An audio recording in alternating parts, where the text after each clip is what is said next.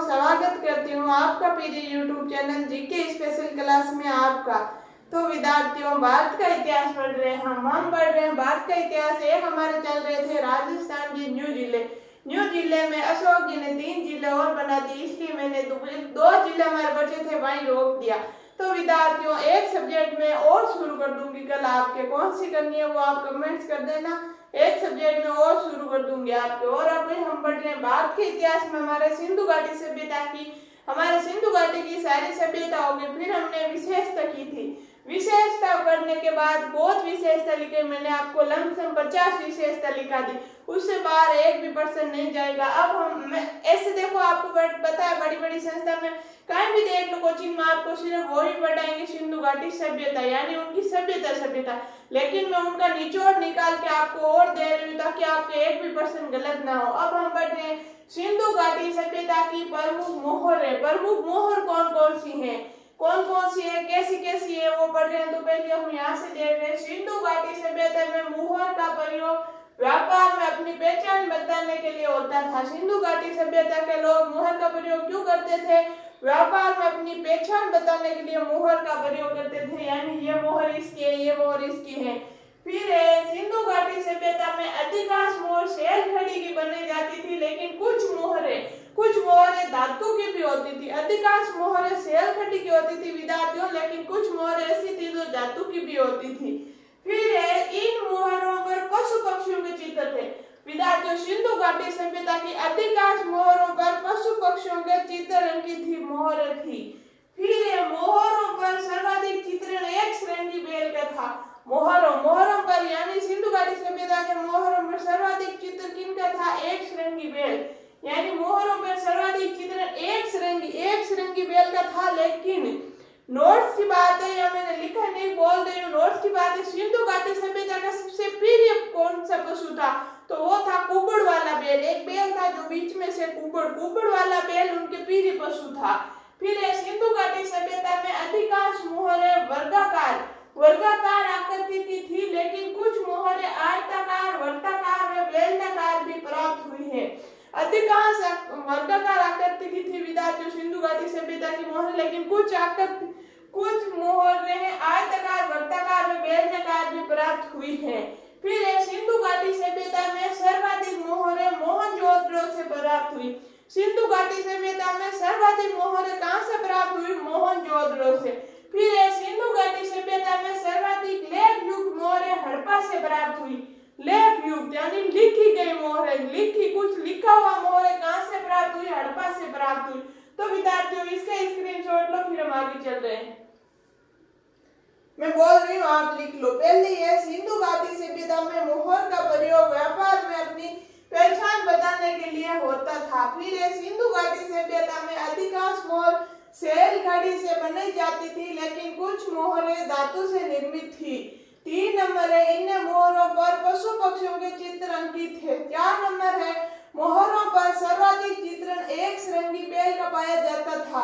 5 number है, सिंधु घाटी सभ्यता में अधिकांश मोहरें वर्गाकार आकृति की थी, लेकिन कुछ मोहरें आयताकार, वर्गाकार व बेलनाकार भी प्राप्त हुई। सिंधु घाटी सभ्यता में सर्वाधिक मोहरें मोहनजोदड़ो से प्राप्त हुई है। सिंधु घाटी सभ्यता में सर्वाधिक लेख युक्त मोहरें हड़प्पा से प्राप्त हुई है। तो विद्यार्थियों, ये तो हमारे सिंधु घाटी सभ्यता में कौन कौन सी कैसी मोहरें प्राप्त हुई है, आपने स्क्रीनशॉट ले लिया होगा। चलो मैं लिखा रही हूँ कौन कौन सी मोहर कहाँ से प्राप्त हुई।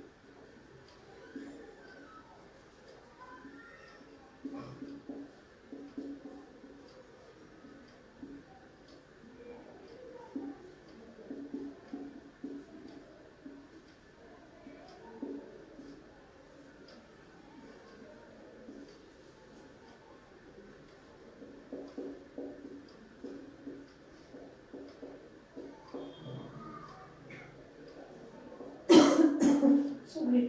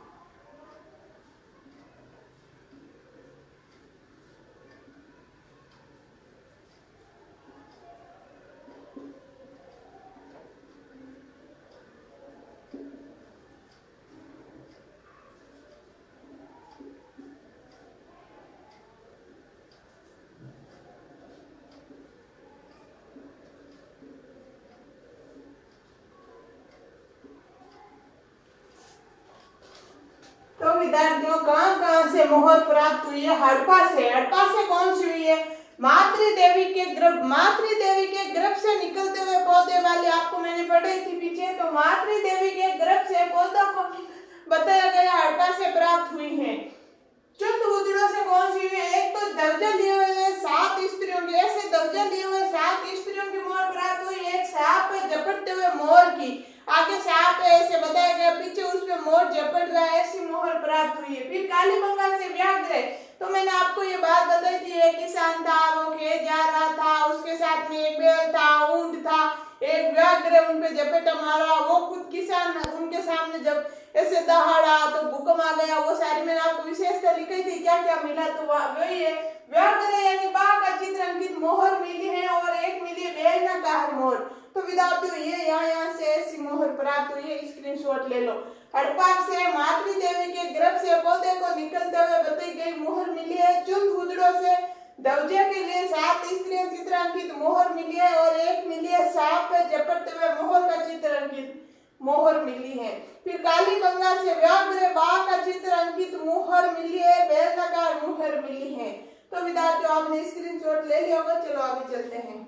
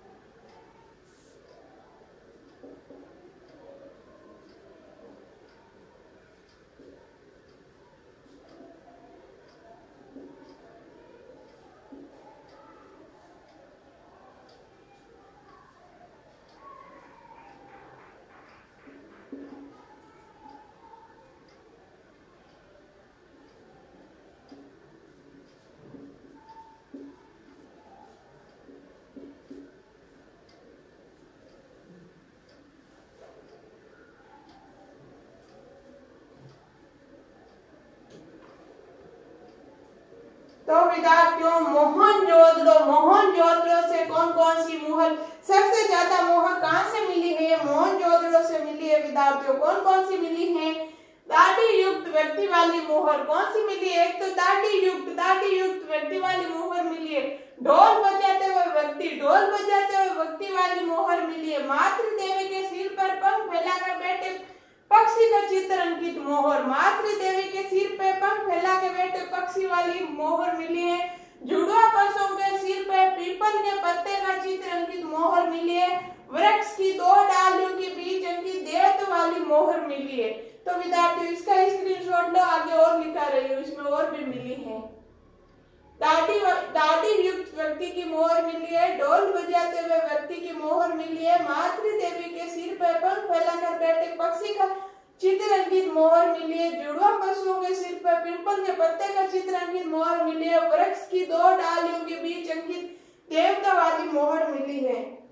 तो आपने स्क्रीनशॉट ले लिया होगा। चलो आगे चलते हैं। ये तो 4 थी, एक और निकाल रही हूँ 5वीं पशुपति वाली। आपको मैंने चित्र बनवाया था।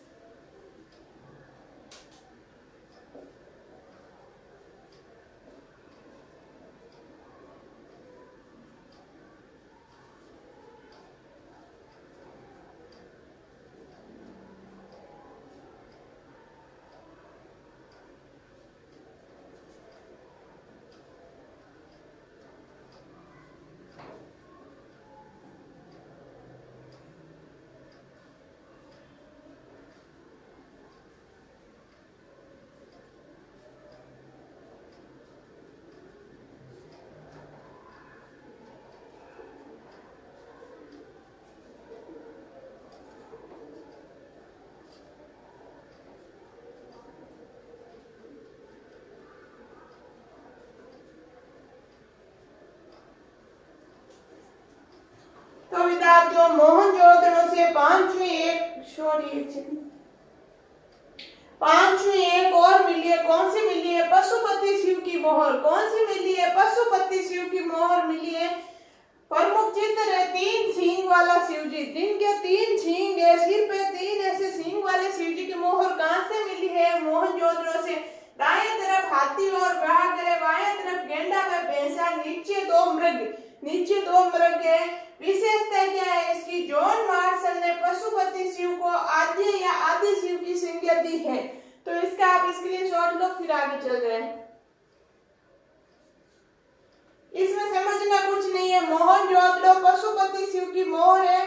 प्रमुख आपको समझा तो मैंने पीछे दिया पहले। प्रमुख चित्र है 3 सींग वाले शिव का, दाएं तरफ जिनके हाथी और गेंडे। तो विद्यार्थियों ये बात याद रखना, ऐसे प्रश्न पूछा जाता है। मोहनजोदड़ो से पशुपति शिव की मोहर प्राप्त हुई, जिनके दाएं तरफ किसका चित्र है, बाएं तरफ किसका है, नीचे किसका है। तो ये याद रखना, दाएं तरफ हाथी और व्याघ्र, दाएं तरफ दोनों बड़े बड़े हाथी और व्याघ्र, बाएं तरफ गेंडा व भैंसा दोनों एक जैसे मिलते जुलते। नीचे दो मृग, नीचे दो मृग, नीचे नीचे दो मृग हैं।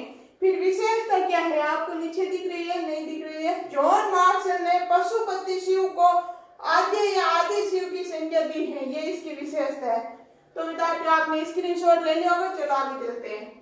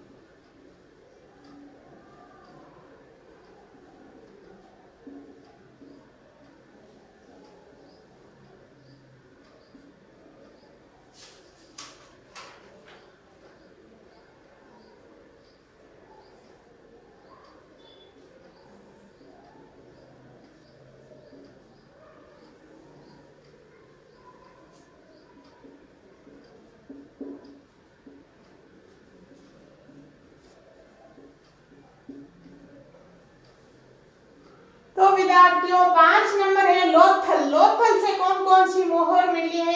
जहाज का चित्र अंकित मोहर, एक जहाज का चित्र बनी हुई मोहर कहां से मिली? लोथल से। फिर है फारसे की मोहर, फिर तांबे की मोहर, बटन के आकार की मोहर। ये क्वेश्चन आया हुआ है विद्यार्थियों, आप भी सकते हैं, इनमें से कोई आ सकता है, लेकिन ये आया हुआ है। बटन के आकार की मोहर कहां से मिली? लोथल से। फिर दशनपुर से कौन सी मिली? तांबे की मोहर कहां से मिली? दशनपुर से भी मिली और लोथल से भी मिली। तो इनमें से एक होगा ऑप्शन में। तो विद्यार्थियों इसका स्क्रीनशॉट लो, फिर आगे चल रहे हैं।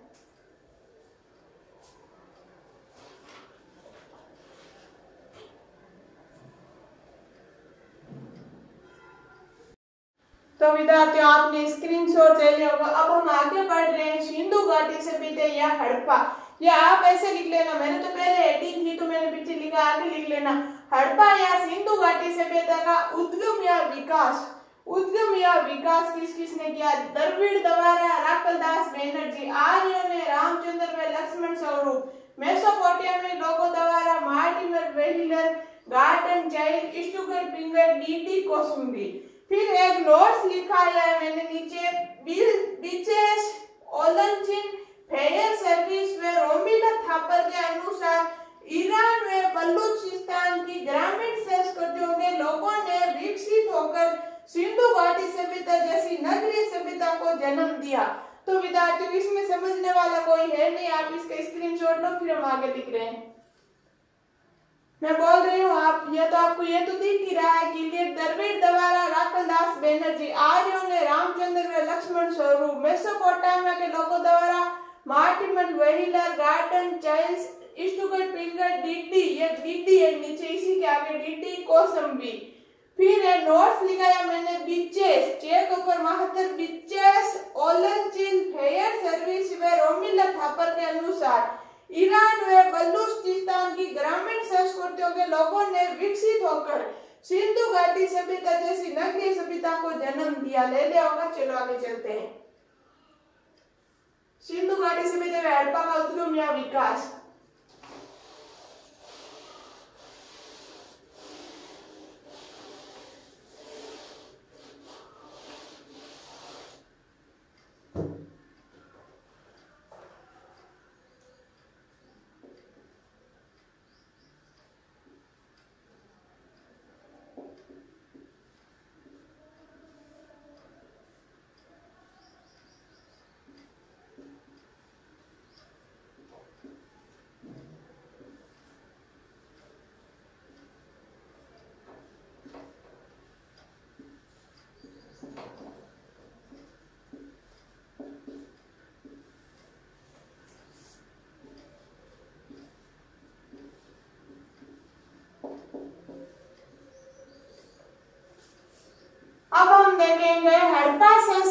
के निवासियों की प्रजाति कौन कौन सी थी?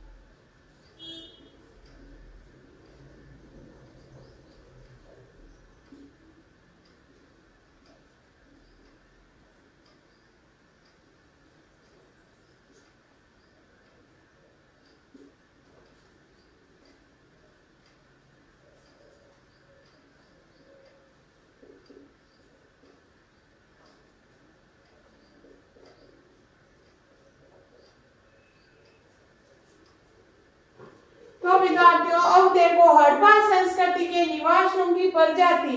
हड़प्पा संस्कृति के निवासियों की प्रजाति कौन कौन सी थी? प्रोटो ऑस्ट्रेलाइट थी, एक भूमध्य रेखी थी, मेगालाइट थी, अल्पाइन थी। हड़प्पा सभ्यता में सर्वाधिक कंकाल भूमध्य रेखीय या मेडिटेरेनियन प्रजाति के पाए गए हैं। तो इसका आप स्क्रीनशॉट ले लो, आपको दिख रहे हैं बड़े बड़े। फिर आगे चल रहे हैं।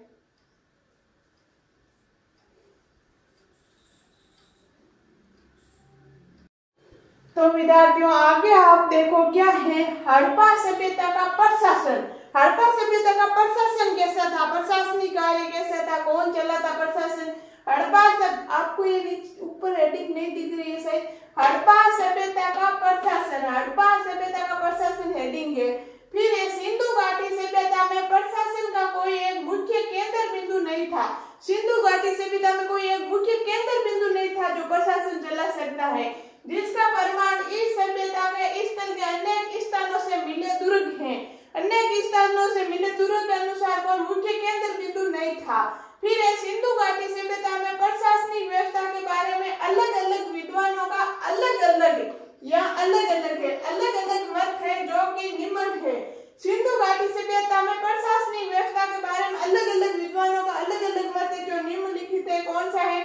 प्रतिनिधि वर्ग एर्नेस्ट मैके, मध्यम वर्गीय गणतंत्र मार्टिन वेहिलर, पूर्वतीय धार्मिक वर्ग स्टुअर्ट पिंगट, जनतांत्रिक प्रणाली हेंटर।